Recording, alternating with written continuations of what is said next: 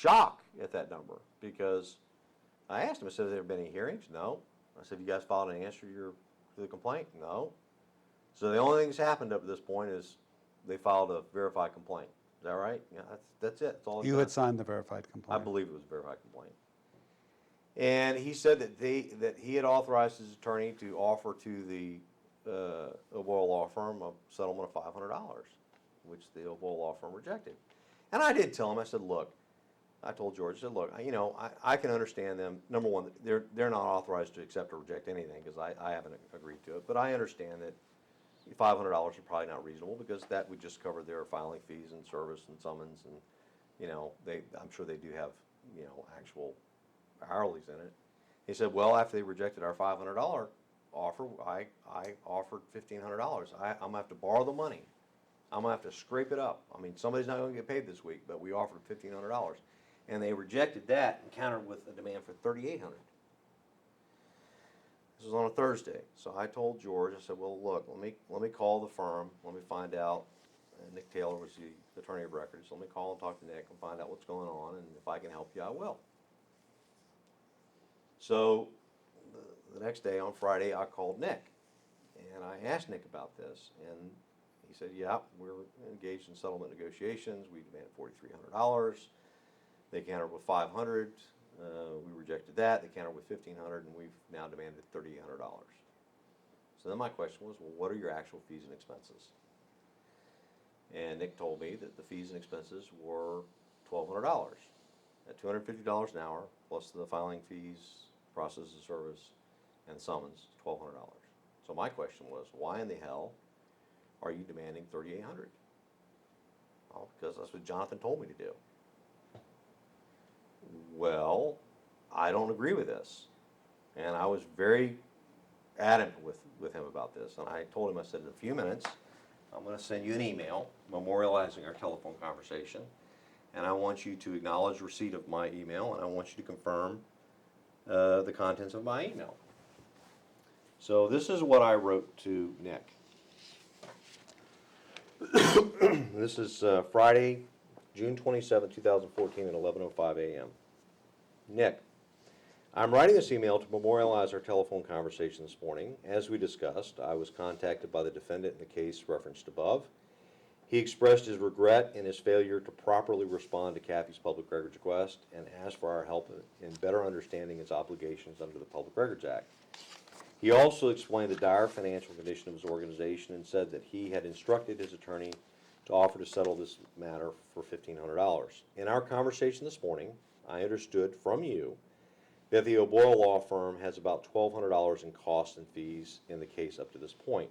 I also understood that you have been instructed by Jonathan O'Boyle to demand $3,800 to settle the case. If such a demand is accepted by the defendant, that would create a windfall of about $2,600 beyond actual fees and expenses. During our telephone conversation, I expressed in unequivocal terms my objection to such an arrangement.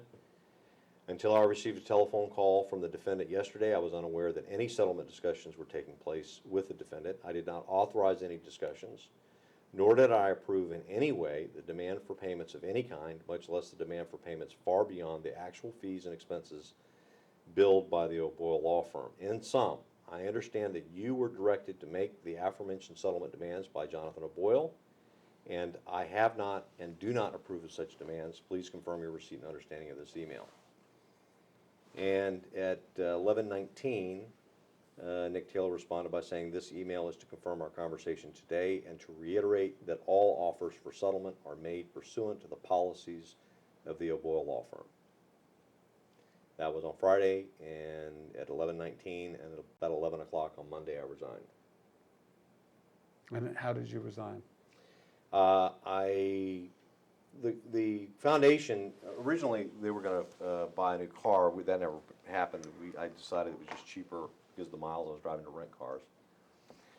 So I turned in my rental car on Sunday in Lakeland, and I packed up what few things I had that belonged to the foundation, a couple of hard drives and a scanner and a couple of thumb drives and a few Sunshine manuals, and drove my 14-year-old Volvo down to Deerfield Beach and walked in and into Bill Ring's office, and I said, here are all the things that I have that belong to the foundation, and here's my letter of resignation, and inside is the foundation credit card. Thank you. And I left. It took about 30 seconds. And Bill didn't act surprised. And frankly, I kind of figured they knew it was coming. I mean, after everything that had happened. And in fact, I kind of half expected I was going to get fired before I got there. I had hoped to meet with Marty because I wanted to thank him for the opportunity, and I'm sorry things didn't work out. No hard feelings, and I just can't be a part of this. But he wasn't there. So after I exited Bill's office, I stepped across the hall to Brenda Russell, who's Marty's secretary and also a member of the board, and asked her to have Marty call me. And then I walked over to the law firm and announced to the lawyers that I had resigned, and then I left. What happened next? Before I got out of the parking lot, Marty tried calling me. I didn't take his call. I wasn't angry. I just frankly didn't feel like talking to him at the moment. So I waited until, I don't know, I was driving back and called Marty. And then Marty got Denise and Bill on the phone. So it was the four of us. And they expressed their surprise and shock and didn't know it was coming. And, I tried to disabuse them of that notion. I said I'd, warn you in writing that I was going to quit. And I warned you guys on the May 19th that I was going to quit. I actually had a telephone call with Jonathan back in June, earlier in the month. I think it was June. And the reason I remember this is because I was on my way to meet with one of my attorneys in Sarasota to talk to him about this whole my ethical dilemmas and what he thought I should do. And just before, in fact, I ended up being late for that meeting because I had this call with Jonathan. And I, sort of in sum, all the things we've talked about today, all this nonsense is going on. And I told Jonathan at least 6 times, I'm going to fucking quit if you don't stop this. I'm going to fucking quit if you don't stop this. Denise being involved, and Jonathan was like, yeah, we'll fix this, we'll take care of it. So again, I was really annoyed that they were now claiming they didn't know that I was going to quit.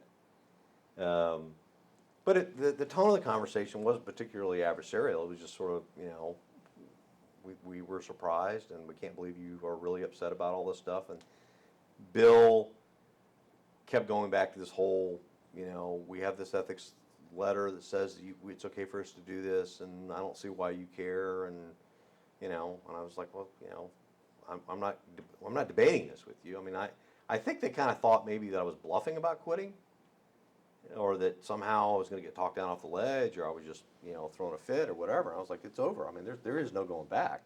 I mean, there's no amount of money, nothing you can tell me now would make me come back. And I said to Marty, I told him, I said, the reason I asked you to call me, the reason I asked Brenda to have you call me is I just wanted to thank you for the opportunity, and, no hard feelings, and you guys go your way, I'll go mine, and, I'm willing to just kind of move on with my life. I'm going to go back doing what I was doing before. And then Marty demanded that, he said, what were you thinking when you wrote that email to Nick? And I said, well, I think you know exactly what I was thinking. Well, you need to retract that email. And I was like, no. Well, why not? Because it's the truth. And then Marty proceeded at least 5 times, maybe 6 times, at least 5 times. And I remember this very distinctly because I pulled over at the locks on Highway 60 at Lake Kissimmee. I pulled over to look at the water while I was having this unpleasant conversation. And Marty proceeded at least 5 times to say that he was going to make my life very unpleasant. That your refusal to withdraw this email is going to force us to respond, and our response will be unpleasant. And it will create unpleasantness in your life. He used that word unpleasant or unpleasantness at least 5 times. And of course, as soon as I heard him say it the first time, I perceived that very much as a threat. And I said, well, what do you mean by that? What do you intend to do? Oh, well, you'll see. And I told him I felt that he was being threatening. And my response was, bring it on, do what you want to do. And he said, I don't think you understand how unpleasant this is going to be. And I remember saying to him, Marty, I'm the guy that shows up at offices unannounced and uninvited to demand to look at public records, knowing there's a good chance that somebody's going to call the police and threaten to have me arrested. I live in a world of unpleasant. I don't care. I mean, threatening unpleasantness, okay, all right, great. I deal with that every single day. I was really puzzled. It surprised me that he decided to take that approach. I was surprised that he didn't know me better than that. And so what happened after those conversations? So last time I think that's the last time I talked to Marty. I believe it's the last time we spoke on the phone. We have traded emails since then, a few. I've gotten a bunch of emails and phone calls, which I have not taken, from Bill Ring and Denise DiMartini, from their IT guy at Commerce Group. I gave them all the data that belonged to the foundation. I put them on hard drives. They were encrypted hard drives. I gave them the password. They were having trouble accessing because they're formatted for a Mac and they use PCs. They have been pretty animated in their demands that I come down there and meet with them, and they want me to help them identify all these unfiled lawsuits that they are convinced are on these hard drives, and there probably are. I'm guessing if somebody were to go through those hard drives, I could probably identify 200 lawsuits that are worthy of being filed. But I am not about to help them do that. So that's what they want you to do. Yeah, I found this really remarkable, and you know, I'm convinced that I made the right choice to leave, and I believe that I did it the right way. In fact, that night when I got home, I actually sent out a press release to more or less the same people that I had sent the press release out to in January, announcing that I went to work for the foundation, to make it clear that I had left. Okay, now, on that topic, I did not know who you were, and I received a copy of that press release. Yeah, How many people got that press release? about 100. Okay, and was that done to make it clear you were disassociating yourself from anything to do with the foundation or the O'Boyles? Yes. Okay. Because it was clear from that press release that that was the case. Yes. Which is, I guess that was your intent. Yes. And the next day I gave one of the reporters that got it called me, and I actually gave a very blunt interview. What did you say? A lot of what I've said here today. He didn't publish a lot of that. Who was the interview with? It was with the Lakeland Ledger. Rick Russo is the attorney. I mean, not the attorney, the reporter. Somebody he's their investigative reporter I know very well. And in these contacts from either Marty or his associates, Yeah. after you left, the sole desire was to get you to help them identify more lawsuits? Absolutely. It's very telling from my perspective. There has not been a single query about anything other than getting access to the data, which, by the way, they have access to the data. And what I delivered to them, I explained in great detail in an email. I probably look obsessive compulsive to an IT guy when you look at the file structure. I mean, it's as neat and tidy, and the file structure and the nomenclature of the file naming conventions. I mean, all that's just very, very simple, very straightforward. Anybody with half a brain could get in there and find it. So it's not that I in any way gave them back. I didn't do anything deliberately to try to make it difficult to access data. In fact, the exact opposite. I made it as easy as possible.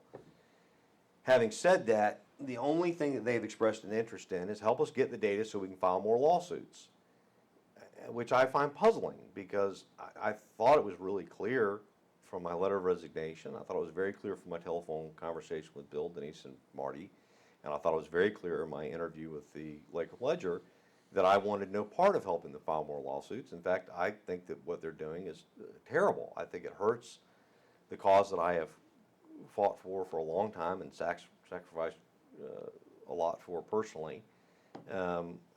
It's terrible, and it's very telling to me that I made the right choice by virtue of the fact that all they have asked about are the lawsuits. They haven't asked a single time about, are there any civil rights events that are coming up that we need to be prepared for? Are there any seminars we need to be prepared for? Is there anybody that's expecting to get copies of the Sunshine Manual? Are there any meetings we need to plan to go to? Are there any civil rights activists that we're supposed to be helping? Are there any, citizens that need our help? Nothing to do with the stated purpose of the foundation, nothing to do with what I believe my job to be. It's only and all about we want more lawsuits to file. Generating lawsuits. That's it. Counsel, I need to change tape. Okay. About 1 minute left. All right, let me just wrap up before he changes the tape. When you contacted me, how did you know who I was? When you sent me the letter of resignation? Your name, press release. your name had come up many times at the O'Boyle Law Firm as being a hired gun for Gulfstream. And what did they say about me? I don't remember anything in particular. But my name was mentioned. Oh, yeah. So you located me through the Bar Yeah. Journal? Yeah. Okay. Why don't we go ahead and change tape? We're off video record at 3:25 p.m. We're on the video record at 3:28 p.m. Have you gotten any contacts from anyone relating anything Mr. O'Boyle has said since? Yeah, I've been told repeatedly by various people that we've kissed and made up and I'm coming back, and that I was just, I needed to take a few weeks off to kind of collect my thoughts, and, that I just was throwing a fit, and I understand that Jonathan's told people it was just a power struggle, and But you'll be back. that I'll be back, and I'm coming back. There's no way I'm walking away from that much money. And what's your reaction to those statements? When I started doing this, I don't know, back 2008's first public records lawsuit I filed. Before I started doing this, I think the last high water mark economically for me was, I don't know, about $240,000 gross in a year. And that would have been, I guess, about 2007. In 2012, my total income from all sources was $4,963. That's for a family of four. I've lost count of the number of yard sales that I've had. The first yard sale, you get rid of the stuff you haven't used in 5 years. And the second one, stuff you haven't used in the last couple of years. By the time you get the 10th one, you're deciding what furniture you really need to sit on. I've lost count of the number of times that my electricity's been turned off. First thing I did when I started running out of money was I used up the cash that I had. Then I cashed in my children's college funds. Let's show you where my priorities are. Then I sold my boats, include my power boat, my sailboat. Then I sold my Van Staal fishing gear. Then I sold my collection of Taylor guitars. My point is, I don't care about the money. I went broke doing this. So there's no way you're going back to this enterprise. Yeah, here's the thing. It was nice getting $120,000 a year. That was really nice. I like that. It was great because my wife and my kids, my wife wasn't worried about buying groceries for the first time in 7 or 8 years. I was able to send my kids, got to go to camp this summer. They haven't been able to do that in a while. But I don't care about the money. I cared about the resources to do more advocacy. But I was doing advocacy before I got hooked up with Marty. And I quit on June 30th, and on July 1st, I was right back to doing advocacy. So, no, there's no chance, there's no possibility I'm ever going to go back. In fact, in response to one of Marty's numerous emails asking me for help, getting access to these records, I won't read you the whole email, but I closed the email. This is addressed to Marty, and this is on July 7th. I've been over backwards to make this as easy as possible for the Foundation to access data. I have delivered in good repair and in a well-organized fashion what belongs to the Foundation. As I stated in my letter of resignation, I have severed all, italicized, bold, underlined, all connections with the Foundation Because my time and attention must be directed to preparing for the unpleasantness you promised, I am unable to lend further assistance. And his response, and if the deal wasn't already sealed, then it was, this really did it. Joel, the unpleasantness I promised, I don't understand. I found that enormously insulting. I mean, if you're going to be stupid enough to threaten me, and maybe you've realized that was a dumb thing to do, how about just apologize? But, you know, whatever. Look, it's clear they're going to keep doing what they're doing. The fact that they won all these unfiled lawsuits makes it clear to me they're going to keep doing this. And I really believe that what they are doing is going to hurt the public's right of access, because this is going to become the poster child of what the Florida League of Cities talks about when they discuss abusive litigation. And I think what they're doing to Gulfstream, and I don't, just so we're clear, I don't have an adversarial attitude towards Gulfstream. I would love to help them. I would love to help them sort out their public records issues. I think. Did you ever offer to Mr. O'Boyle to help? I did. I actually proposed to Barty. I said, you know, instead of filing another lawsuit against Gulfstream, how about if I just call Bill Thrasher and, you know, offer to go over there and have a meeting, just the two of us, and, you know, maybe talk to him about working with him to, you know, come up with some way to fix this. And he was very dismissive. He said, it'd be a waste of your time. Don't even bother. And I'm like, yeah, I've met Bill Thrasher a couple times. He seems like a nice guy. He seems, you know, reasonable. He just wanted to continue this pattern of conduct. Yeah, I think so. Yeah. Were you familiar with, did you become familiar with Mr. O'Boyle's background while you were working at the foundation? In terms of his activities in New Jersey, Tennessee, with the state attorney in Palm Beach County? I knew a little bit about, I knew sort of the high points of his disagreements with Dave Ehrenberg, state attorney. I knew that he had staged some protests where I understood he had hired actors to basically stage a phony protest. And that he was either flying a blimp or banner planes or something around downtown West Palm Beach. I understood it was a blimp, but I don't know if that was the case. I know he has a blimp that he actually offered to donate to the foundation. Yeah, I've seen videos of these banner planes that he's flown in New Jersey, and He's shown you videos? oh yeah, I've seen the videos. Yeah, he described it as, he said, the way he put it was, it looked like Pearl Harbor. There were so many planes coming in. He hired a whole bunch of planes. It wasn't just one. It was the number 6 in my head was like 40 planes or something. It was a lot of planes. I mean, I remember when he described it, wondering how they didn't all run into each other.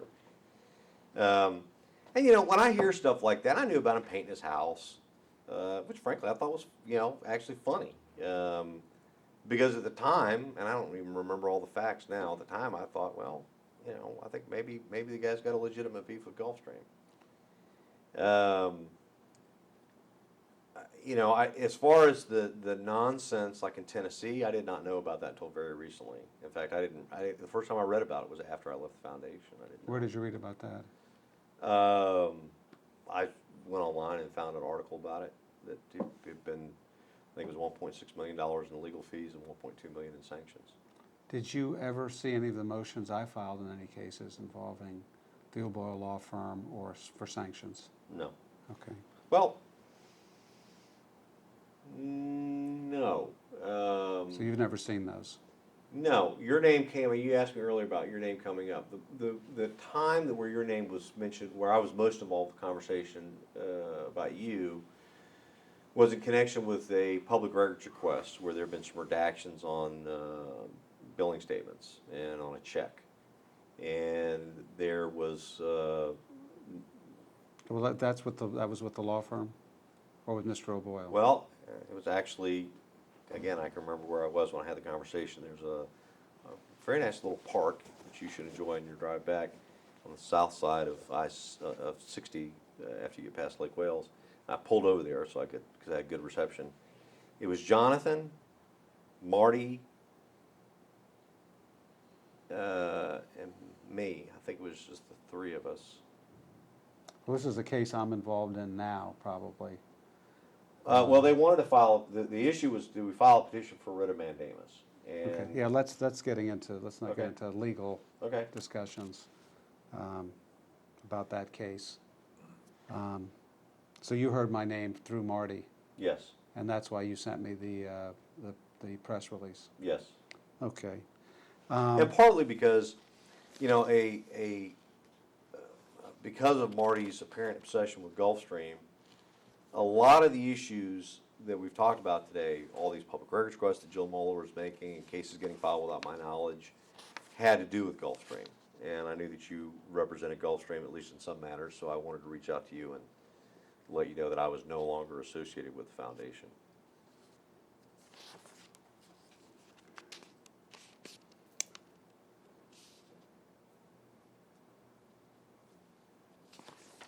Let me just look through my notes, see if I have anything else. Why don't we take a 5-minute break? So you Sure. don't have to sit while I look through my Sure. notes. Thanks. We're off the video record at 3:38 PM. We're on the video record at 3:46 PM. Okay, Mr. Chandler, I asked you to look online to see if you're listed as being affiliated with the Citizens Awareness Foundation. Yes. And are you listed? Yeah, hold on a second, let me pull it up again. Yeah, on sunbiz.org, I am still listed as being a board member, which I did not agree to do, to serve as a board member. I'm also listed as president of the foundation, which I've never agreed to. How long have you been listed in that capacity? Is that what they listed you as when you Yeah, were this- executive this- director? Yeah, this was filed on June 23rd, so 7 days before I resigned. Okay, and they did not take it off after you resigned? No, it's still there. And then when did Bill Ring show that he retired from the board? It was the same filing. And what about Denise? When did she resign? It's the same filing date. And then the new members of the board allegedly are Peter DeLeo, Yeah, Peter DeLeo and Kathleen Lake. LACA. Yeah. Now Kath- this says, yeah, it was filed by the Citizens Awareness Foundation on June 23rd, 2014. By whom? Who signed it? By Brenda Russell. Okay. And is she affiliated with the foundation? On that date, was she affiliated? She was the secretary, but she's not listed on the. She's still listed on Sunbiz as a member of the board, but on the amendment she's not.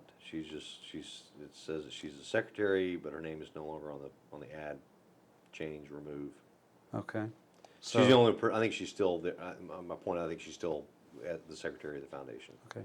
And Kathleen Lacka, is she a Marty O'Boyle? Yes, she's an Employ- employee of Marty O'Boyle. Yep. And Peter DeLeo is not an employee, but has been a longtime business associate. Okay. And I have your permission to use this statement for any purpose, any proceedings? It's the truth. Knock Okay. yourself out. All right. And is there anything that you want to correct in your statement? Is there anything that you want to clarify? I know we've been here for some time. Or anything you want to add? No, I think that pretty much covers it. I guess if, at some point, I think my motivation for being willing to reach out to what I affectionately refer to as the dark side, the other side of the public records community. I will stand by the facts of every case that I signed off on. Having said that, my ambition is not to milk defendants out of money. And my ambition is not to beat defendants. I hope that I'm sure I'm not consistent in this, but my ambition is to approach this civil rights issue, and for me this is very much a civil rights issue, with the same graciousness that Martin Luther King did. And what I mean by that is, he repeatedly made the observation that this is, when he was talking about the civil rights movement of the 1950s and 60s, this is not about beating our adversaries. This is about reconciliation. This is about getting on the same side. I think I'm on the right side. My goal is not to beat up people. My goal is not to win. My goal is to make sure that the public has virtually unfettered access to public records and open meetings. And if litigation's a part of that, that's fine. If having conversations is a part of that, that's fine. If stopping the Citizens Awareness Foundation and the O'Boyle Law Firm is part of that, fine. And I feel very much like that's the case. I think that what they're doing is counterproductive. I think that it besmirches those of us who are involved in legitimate, sincere advocacy. And I think that what they're going to do, if they continue to do what they're doing unchecked, I think it will severely injure the public's right to access. So that's the reason I'm doing this. All right, thank you very much. Yes, sir. We're off the video record at 3:51 PM.